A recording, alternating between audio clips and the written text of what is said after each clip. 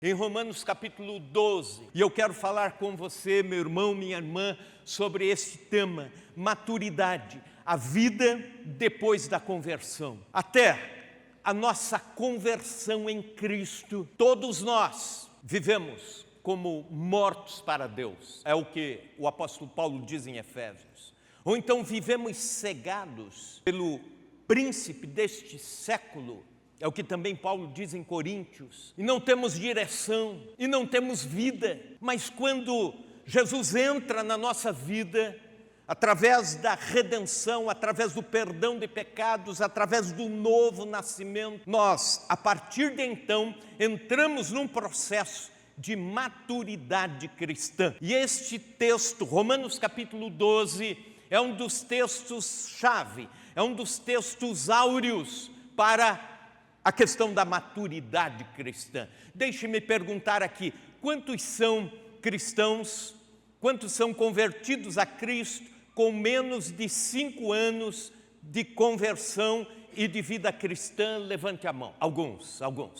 Quantos aqui já têm mais de 5 anos de fé, de caminhada cristã? Quantos aqui já nasceram num lar cristão, professando a fé em Cristo? Certo. Para aqueles que são novos na fé, de 5 anos para menos, esta é uma palavra de motivação e incentivo.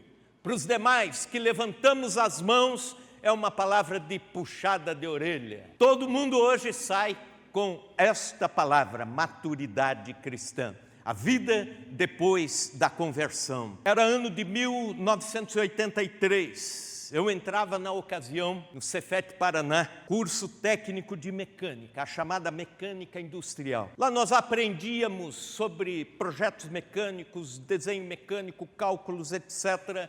E aprendíamos a lidar, pelo menos na teoria, nas apostilas, nos desenhos, nos cálculos, com todo o ferramental também e todas as máquinas que trabalham na indústria mecânica, torno mecânico, fresadoras, retíficas e assim por diante. Acontece que passou o primeiro ano e nós, no segundo ano, fomos para as oficinas para conhecer a prática do trabalho da mecânica industrial. E aí já era outra coisa.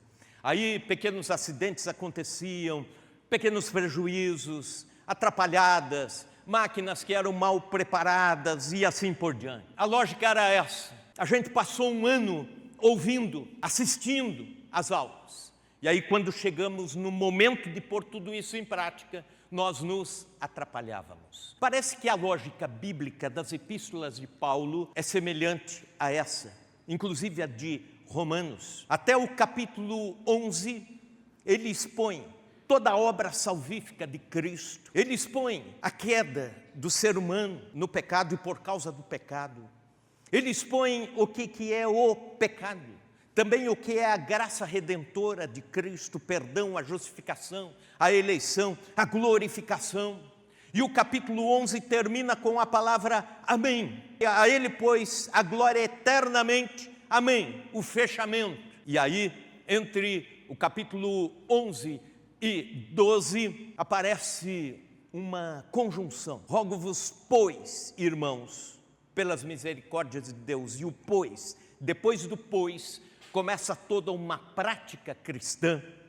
E aí que nós precisamos olhar com muito carinho, porque uma coisa é você saber sobre a vida cristã, outra coisa é colocá-la em prática. Uma coisa é você ter noções do que é ser um cristão, e outra coisa é ser esse cristão daqui para fora durante a semana. E eu chamaria isso de maturidade cristã. A vida depois da conjunção, pois. A vida depois da conversão. A vida depois da conversão é uma jornada de maturidade. Depois do pois, a jornada em busca de maturidade cristã é a construção daquilo que vamos, ao longo da vida, transformar em acabamento. Todas as doutrinas, esses dias pregando para os jovens no Fusão, eu disse o seguinte: todas as doutrinas bíblicas são os fundamentos, mas nada adianta numa casa se você tiver apenas fundamento. Você precisa ter parede, você precisa ter acabamento, você precisa ter instalação elétrica, porta, janela e assim por diante. O fundamento até o capítulo 11 e depois do capítulo 12 em diante, de fato, a casa, o erguer as paredes. Aqui nesse texto, capítulo 12, nós encontramos alguns sinais da maturidade cristã.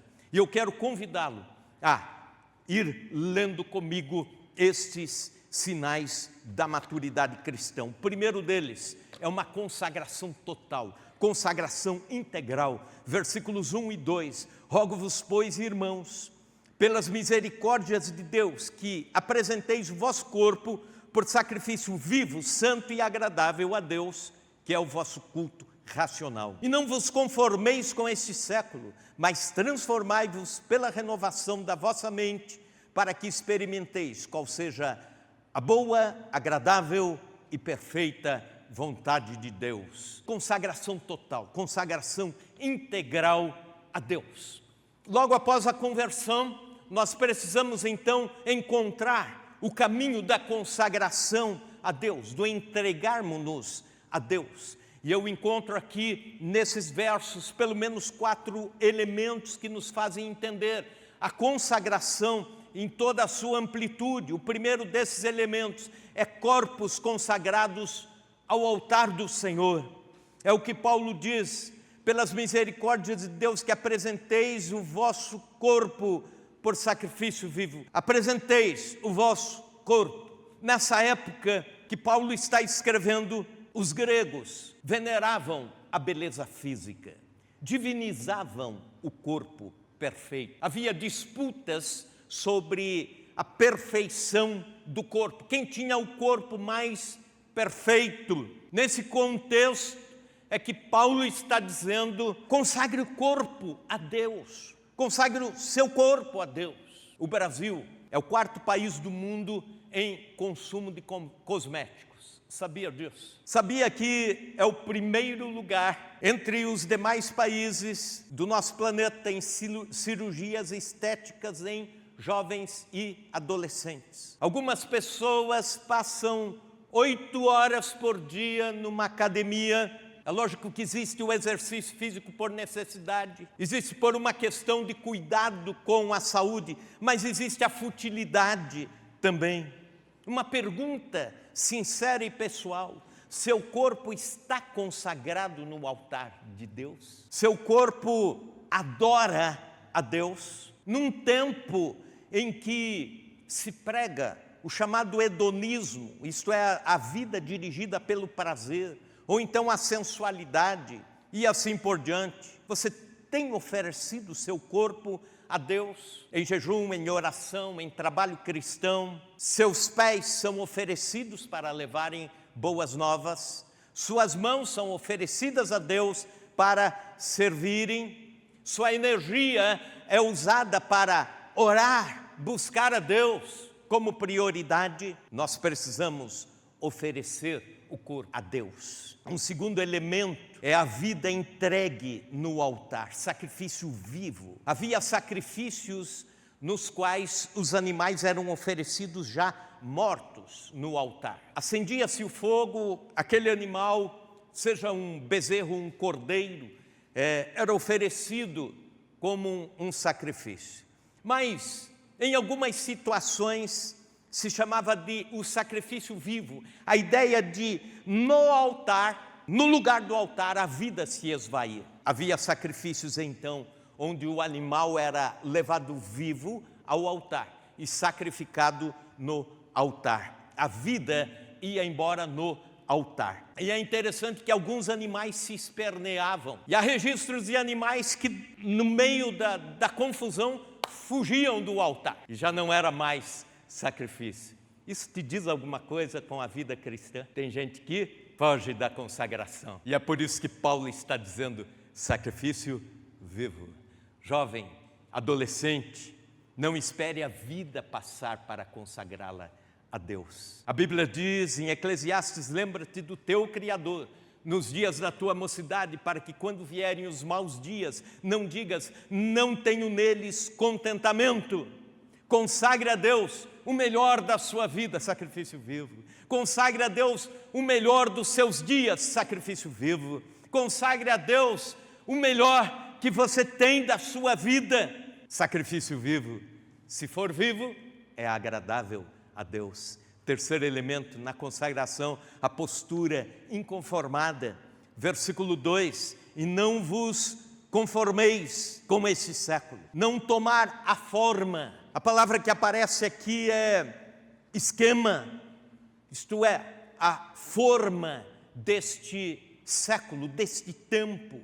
Cada época na história teve algumas ênfases, algumas boas, outras ruins. E Paulo está dizendo naturalmente aqui das ênfases ruins, para nós não entrarmos nesta forma que o século oferece, que o tempo oferece, que o mundo oferece. Cada época tinha a sua forma, e nós temos a forma deste tempo que a gente chama de pós-modernidade, que é o relativismo moral, a ética situacional. Quer dizer, depende da situação, isso é ético, depende da situação, não. Depende da situação, eu ajo ou faço aquilo que a ética situacional, o hedonismo que já falei, o culto ao prazer, o consumismo, o ateísmo voltando às pautas, o pensamento crítico sobre tudo, inclusive sobre a palavra de Deus, sobre ensinos bíblicos, o egocentrismo e outros ismos a mais, que são marcas registradas do tempo em que estamos vivendo. E Deus está dizendo, não podemos tomar a forma, o esquema, é daí que surge a palavra esquema. Não entre, é como se Paulo estivesse usando uma gíria da moçada hoje, dizendo assim, não entre no esquema do mundo, não entre na forma. Quarto elemento, uma mente transformada, mas renovai-vos, mas transformai-vos pela renovação da vossa mente, ainda no versículo 2, para que experimenteis qual seja a boa, perfeita, agradável e perfeita vontade de Deus. Mente transformada, morfé, que quer dizer essência interior transformada, é mudança de dentro para fora, mudança da mente indo para o exterior. Em outras palavras, na maturidade cristã, você muda aqui primeiro, e depois você muda as palavras, depois você muda aquilo que você vê, depois você muda aquilo que você ouve, depois você muda as suas ações. Mas tudo começa aqui, as transformações da mente. Então somos chamados por Deus para termos mentes transformadas. A marca de um cristão maduro é mentalidade transformada, e a mentalidade do cristão maduro influencia o mundo e não é influenciada, não entra na forma, transforma o esquema e não se transforma e não se conforma a ele. E como resultado disso, o crente experimenta a boa, agradável e perfeita vontade de Deus. Boa significa que no final tudo dá certo. Você, estando na vontade de Deus, pode até enfrentar seus dilemas, mas sabendo, no final, tudo dá certo. Vontade de Deus é boa, agradável, mesmo em sofrimento, mas não haverá ansiedade, noites mal dormidas, ira. A vontade de Deus é que expressa, é agradável. Mesmo parecendo estranho, você sente paz interior com aquilo que é a vontade de Deus. Então ela é boa, ela é agradável, ela é perfeita. E a palavra perfeita é encaixar-se perfeitamente, como uma peça de um quebra-cabeça. Você está procurando as peças, mas de repente uma se encaixa perfeitamente ali. Você diz, com certeza é esta peça que deveria estar aqui. A vontade de Deus é desse jeito. Um segundo sinal de maturidade é a autoavaliação equilibrada. Veja comigo o versículo 3. Porque pela graça que me foi dada, digo a cada um dentre vós, que não pense de si mesmo além do que convém, antes pense com moderação, segundo a medida de fé que Deus repartiu a cada um. Aqui nós temos um problema que podemos chamar de autoestima, podemos chamar de vitimismo, ou também num outro extremo podemos chamar de orgulho, fanismo e assim por diante. Cristãos maduros pensam de si mesmo e sobre si mesmos com equilíbrio. Há 3 possibilidades quando você avalia você mesmo. A primeira possibilidade, e Paulo coloca isso, pensar além do que você é. Você é isso aqui, mas está pensando que é muito mais do que isso. Entra em crise quando não é o centro das atenções. Superfatura a si mesmo. O imaturo é o que conta vantagem. Em todos os momentos ele está se autoelogiando. É o que a gente chama de papudo. Ou então o narcisista. Expressões comuns entre os narcisistas. E pior que isso, lendo um artigo muito importante, trabalhado por pesquisadores, eles chegaram à seguinte conclusão de que o meio evangélico brasileiro se tornou um espaço perfeito para narcisistas se criarem e criarem o seu lastro de autoglorificação. Por exemplo, você pode fazer uma propaganda de uma espiritualidade enorme sobre a sua vida, usando palavras ou expressões. As pessoas vão dizer, poxa, esse cara é espiritual. Olha, vale a pena ir atrás, esse é bom, né? Expressões como, eu profetizo, eu declaro, eu decreto, eu ganho muitas almas, eu determino, minhas palavras têm poder. Ou então eu tenho os discípulos meus, aqueles que me seguem, e às vezes cantamos músicas sobre isso. Nossas orações às vezes caminham para um narcisismo e não para a glorificação de Cristo. Ou então aquelas orientações assim, cuidado, se você não estiver sob a minha cobertura espiritual, alguma coisa ruim pode acontecer, hein? Isso é manipulação, é poder, é coisa de narcisistas. Até existe uma piada sem graça que diz assim, sabe por que o crente contador de vantagem sempre carrega uma escada? Porque ele quer sempre ficar por cima da conversa. Não precisa rir, eu tinha avisado que era sem graça. Agora deu graça. É o narcisista.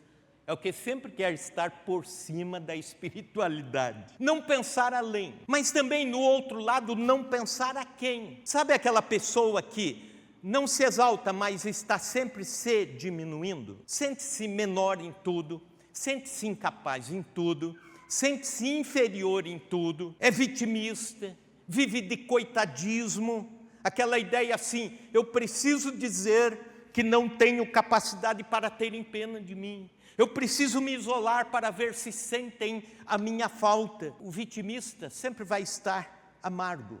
É o que pensa a quem dele. E aí existe a terceira possibilidade. A primeira é aquele que pensa além. Segundo, aquele que pensa a quem. Terceiro, aquele que tem autoimagem moderada, equilibrada. É aquele que reconhece os seus defeitos e também as suas qualidades. Um conselho para você, irmão e irmã, reconheça suas falhas, suas limitações e até ria dos seus defeitos. Existia um pastor lá em Curitiba, na época de seminário, o Armandão. O Armandão assumiu uma igreja e os alunos às vezes iam para assistir, dado o fato dele ser um bom pregador, e era uma bênção na cidade de Curitiba. Numa determinada ocasião, um membro da igreja disse, pastor, eu gosto muito quando o senhor prega e na pregação cita os seus defeitos, as suas falhas, as suas limitações, porque aí eu vejo que eu não estou sozinho, aí eu começo a ver que eu tenho esperança, há esperança para mim, e eu começo a ver que eu não estou tão ruim assim. Então, fale sobre suas limitações, sobre as áreas boas, de qualidades na sua vida. A questão da imagem correta é você nem se inflar, nem se orgulhar, mas também não diminuir-se diante daquilo que realmente você é. Isso é maturidade cristã. Terceiro sinal da maturidade cristã, dons e responsabilidades inegociáveis. Veja comigo os versículos 4 indo até o 8. Porque assim mesmo, num só corpo temos muitos membros, mas nem todos os membros têm a mesma função. Assim também nós, conquanto muitos, somos um só corpo em Cristo e membros uns dos outros. Tendo, porém, diferentes dons, segundo a graça que nos foi dada. Se profecia, seja segundo a proporção da fé. Se ministério, dediquemo-nos ao ministério. Ou o que ensina, esmere-se em fazê-lo. Ou o que exorta, faça-o com dedicação. O que contribui com liberalidade, o que preside com diligência. Quem exerce misericórdia, com alegria. Responsabilidades inegociáveis. A entrega dos nossos dons ao trabalho de Deus, ao coletivo, ao comum da igreja, é sinal de maturidade. Escute isso, uma criança até 3 anos de idade, ela não consegue repartir nada, porque ela não tem essa maturidade de olhar o outro, a necessidade do outro. Você dá um brinquedo para uma criança de 2 anos, 1 ano e meio, e ela fica brincando. Quando você diz assim, agora tira o brinquedo aqui e dá para ele brincar, para outra criança, ela começa a fazer birra e se agarra ao brinquedo. E ela deixa o brinquedo de lado, e aí você vai dar para outra criança, ela corre de novo. Ela diz, é meu, é meu.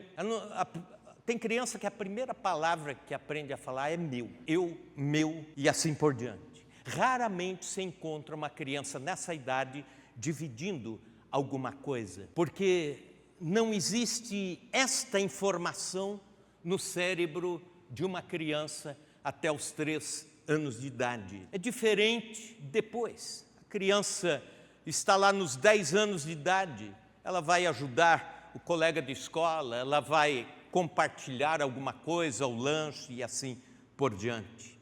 Na vida cristã, da mesma forma, o crente maturo, ele pensa nele, ele pensa na sua glória, ele pensa em ele fazer alguma coisa, ele pensa em ele estar debaixo do holofote. Mas Deus dá os dons não para servir a você, para servir a comunidade cristã. É a unidade na diversidade, diversos dons, diversos talentos. E aqui aparece uma lista de dons, não são os dons sobrenaturais de 1 Coríntios 12, mas são dons de trabalho, são chamados dons serviçais para a unidade da igreja, a pluralidade da igreja servindo para a unidade da igreja. E aparecem os dons aqui, versículo 6, a profecia, é o dom para a edificação do corpo, toda fala ou ação inspirada por Deus e para comunicar Deus, comunicar valores de Deus, valores eternos a este mundo caído, pode ser considerado profético ou profecia. A pregação pode ser profética, o aconselhamento, uma aula, um encontro de discipulado, um encontro de célula, um pronunciamento e assim por diante. Não necessariamente só prevendo o futuro, mas falando em nome de Deus. E qual é o balizamento? Qual é a responsabilidade? Segundo a fé. Na imaturidade, alguém pode falar conforme a sua cabeça, a sua emoção, a sua tendência. Aí não é Deus falando, mas conforme a fé, Deus falando. Conforme a fé, conforme o Deus usar alguém pela fé, Deus falando através de profecia. Ministério, versículo 7, é o servir, é a diaconia, é o trabalhar laborialmente por alguém, ou pela igreja, ou por uma causa. E qual que é o referencial nisso? É conforme a dedicação. Versículo 7, veja, se ministério, dediquemo-nos ao ministério. O que ensina, esmere-se no fazê-lo. Ensino, a mensagem do Evangelho não é só a proclamação, mas depois o ensinar, depois o destrinchar isso, através do discipulado, por exemplo, ou através dos trabalhos de célula, como já disse, ou através dos trabalhos do Fusão, ou do Teens, ou das crianças. E quem ensina, faça com esmero, como Paulo, falando sobre o tempo que ele passou em Éfeso, Atos capítulo 20, no seu relatório, ele diz: eu não deixei em tempo algum de ensinar todo o desígnio de Deus. Paulo ficou 3 anos e meio em Éfeso. Ele conta que trabalhou ensinando publicamente ou de casa em casa durante todo aquele tempo, de forma exaustiva. Exortação, versículo 8, caminhar ao lado, motivando pessoas, encorajando, seria o dom do encorajamento. Verso 8, veja comigo: o que exorta, faça-o com dedicação. Exortação, portanto, é o caminhar ao lado de alguém, caminhar enquanto fala, falar enquanto caminha. Essa é a ideia da palavra exortação, encorajamento. E quem tem esse dom precisa fazer como? Qual é a responsabilidade? Fazê-lo com dedicação. Ainda no versículo 8, quem contribui, faça com liberalidade. Provavelmente Paulo está falando da contribuição para socorro de pessoas ou para o socorro da obra missionária naqueles tempos de avanço da igreja. Que o faça com liberalidade. Quem preside, versículo 8 ainda, quem preside com diligência, funções de governo, funções administrativas na igreja, diligência, cuidado, zelo. Versículo 8, quem exerce misericórdia com alegria, servir alguém que está sofrendo, misericórdia, é o exercício da misericórdia. A união de duas palavras, miseris e cardia, a ideia de colocar o coração na miséria de alguém, a empatia, o exercício da misericórdia. Uma enfermeira missionária da Índia, quando foi arguída sobre o seu trabalho, alguém chegou e, vendo a situação dela cuidando de enfermos leprosos, pessoas fétidas, e ela trocando os curativos, disse: eu não faria isso nem por todo o dinheiro do mundo.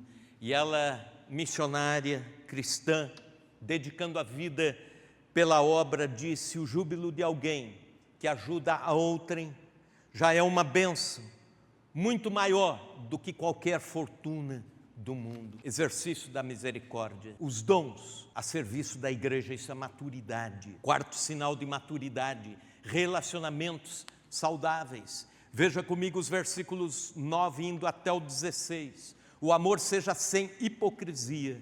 Detestai o mal apegando-se ao bem. Amai-vos cordialmente uns aos outros com amor fraternal, preferindo-vos em honra uns aos outros. No zelo não sejais remissos, sede fervorosos de espírito, servindo ao Senhor. Regozijai-vos na esperança, sede pacientes na tribulação, na oração perseverantes. Compartilhai as necessidades dos santos, praticai a hospitalidade. Abençoai os que vos perseguem, abençoai e não amaldiçoeis. Alegrai-vos com os que se alegram e chorai com os que choram. Tende o mesmo sentimento uns para com os outros. Em lugar de serdes orgulhosos, condescendei com o que é humilde. Não sejais sábios aos vossos próprios olhos. E aqui, como sinal de maturidade cristã, relacionamentos saudáveis no meio da igreja do Senhor. O amor é o sistema circulatório do corpo espiritual que chamamos igreja. Se faltar amor, nossa oração é mera oratória, ritual. Se faltar o amor cristão, nossa diaconia vira apenas filantropia. Se faltar o amor, a pregação da palavra de Deus é apenas um discurso. Se faltar o amor cristão, o louvor é apenas a cantoria. Não há comunhão, existem amizades esparsas e assim por diante. Mas quando há maturidade cristã, existe uma busca por relacionamentos saudáveis, relacionamentos intensos entre o povo de Deus. Mas como que a gente orienta pessoas a amarem? Parece que Paulo aqui está dando algumas dicas muito importantes.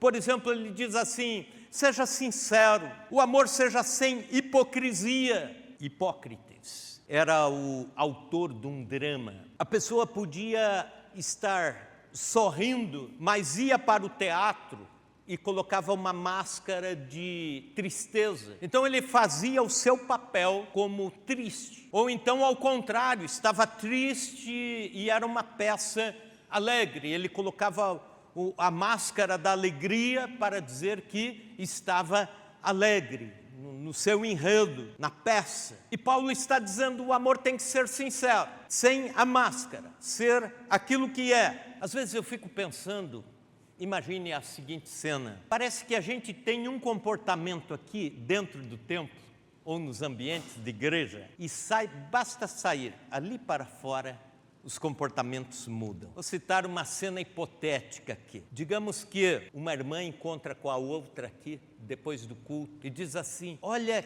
que legal que ficou o seu penteado, show de bola, parabéns, seu penteado está lindo, né? E a irmã fica toda orgulhosa, toda feliz de receber o elogio. Aí essa que fez o elogio entra no carro, bate a porta do carro e vira para o esposo assim e diz: nossa, parece uma perua, né? Parece que tem um transformador, um virador de chave de pensamento assim, na batida da porta, né? Ou então, o irmão está aqui conversando com o outro e diz: olha, aparece lá na minha empresa tomar um cafezinho lá para a gente bater um papo a mais e tal. Aí entra dentro do carro, bate a porta, diz: ó, não vou com a cara dele. Depois do culto, veja se no teu carro, assim na porta, não tem esse aparelhinho de mudar de pensamento. Você bateu a porta.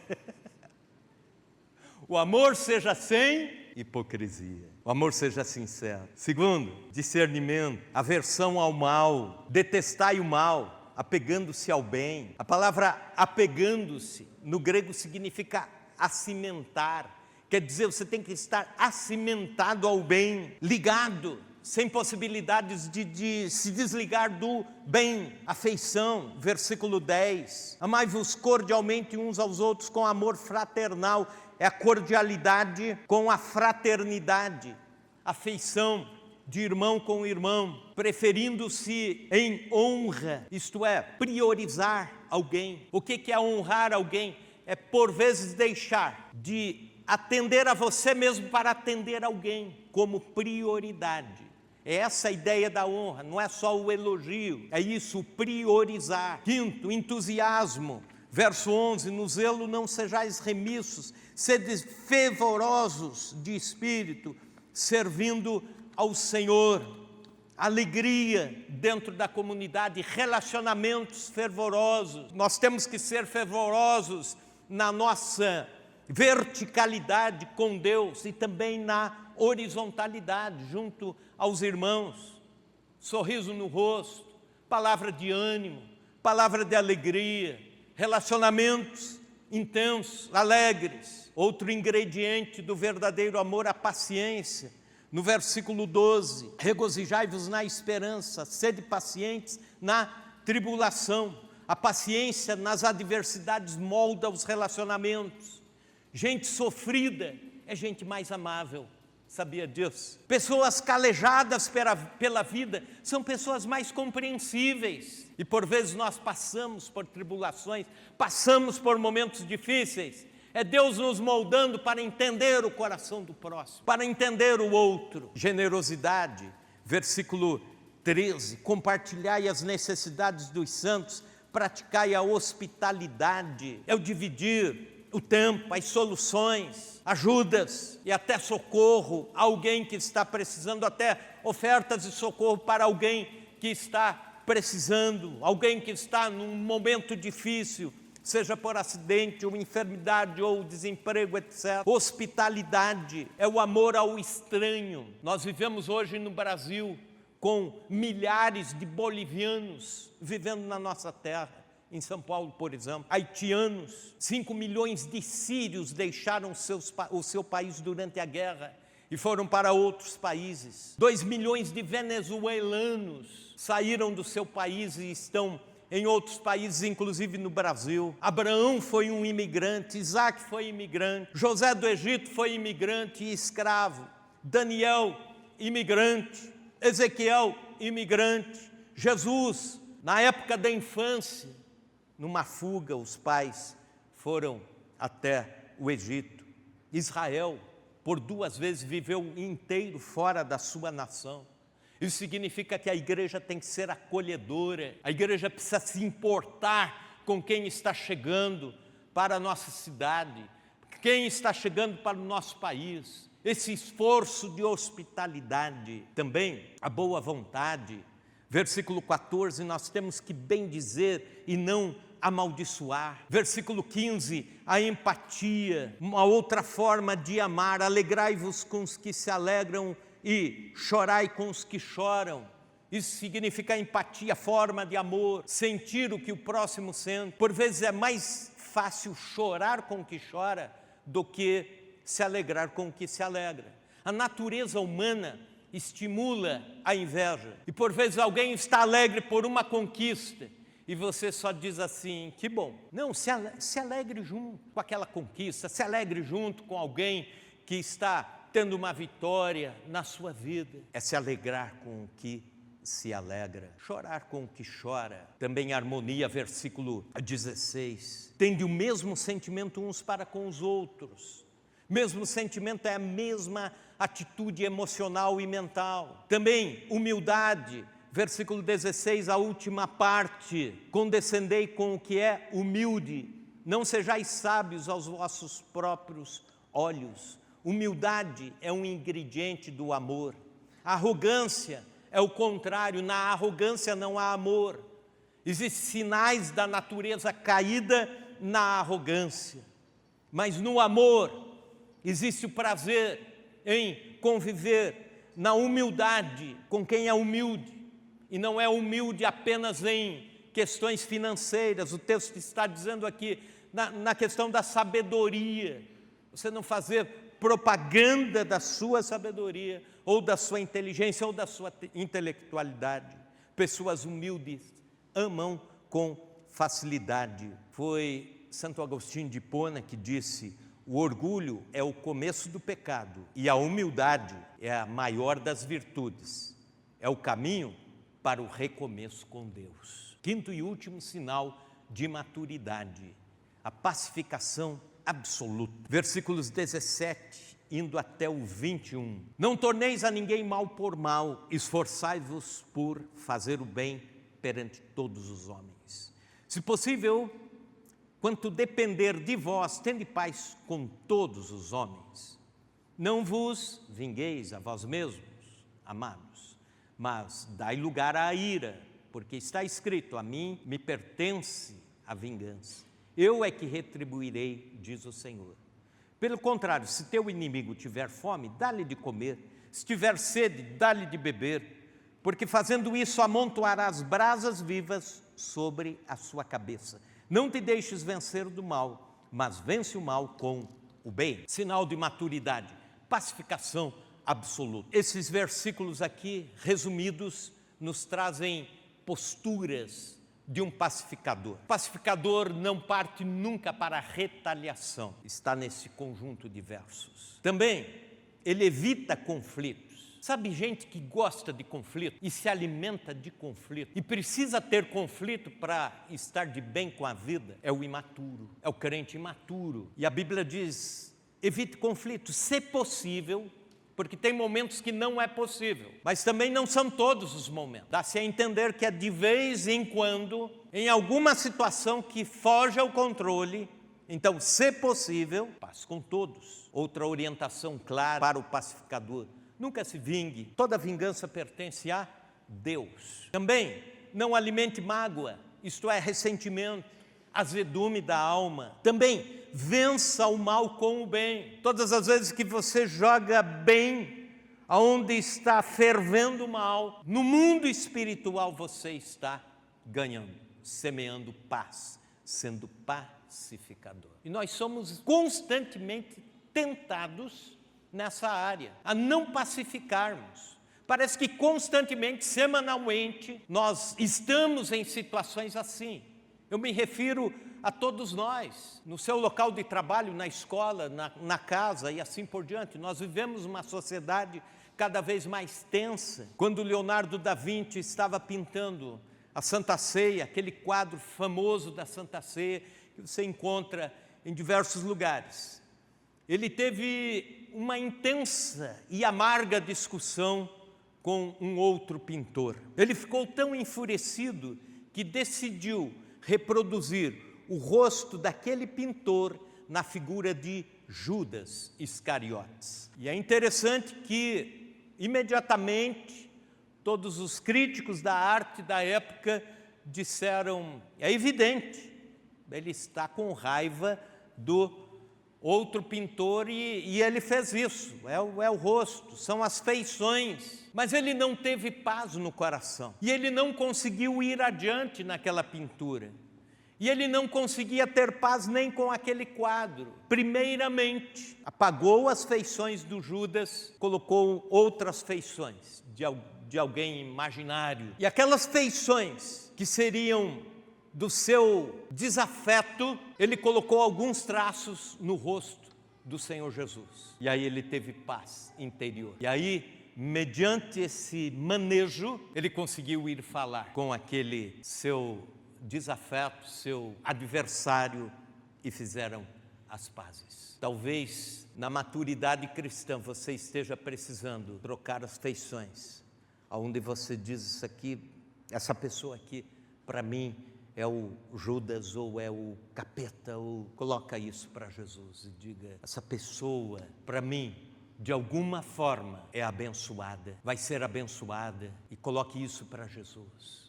Isso é maturidade. Precisamos, como igreja do Senhor, nesse ano da frutificação, termos maturidade.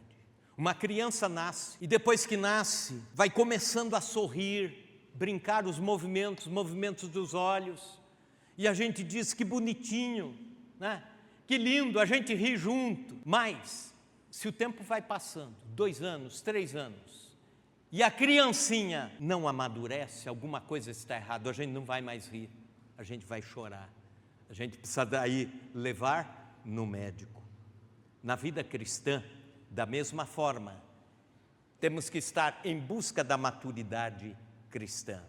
E há sinais desta maturidade, lembrando: consagração integral, autoavaliação equilibrada, dons e responsabilidades inegociáveis, relacionamentos saudáveis e pacificação absoluta. Isso é maturidade cristã. Vamos ficar em pé e orar a Deus.